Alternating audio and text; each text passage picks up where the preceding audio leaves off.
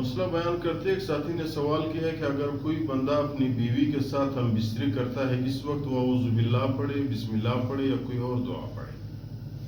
مسئلہ ہے، یہ انسان کی ضروریات ہے۔ اگر کوئی بھی ہر بندہ اپنی بیوی کے ساتھ ملتا ہے، ملنے کے حالت میں وہ کیا کرے؟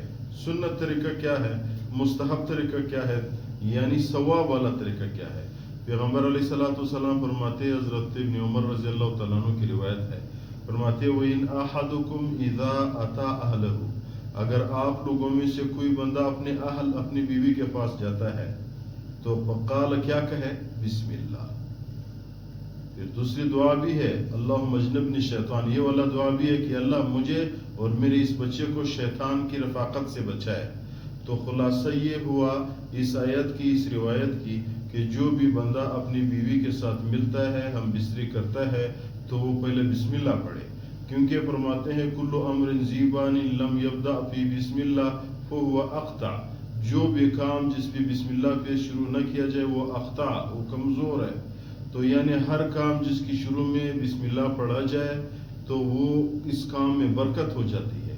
تو اگر بیوی کے ساتھ بھی بندہ ملتا ہے تو اس روایت سے یہ ثابت ہوا کہ یہ بندہ پہلے بسم اللہ پڑھے، پھر اس کے بعد اللہم اجنبنی الشیطان، یہ والا دعا پڑھے۔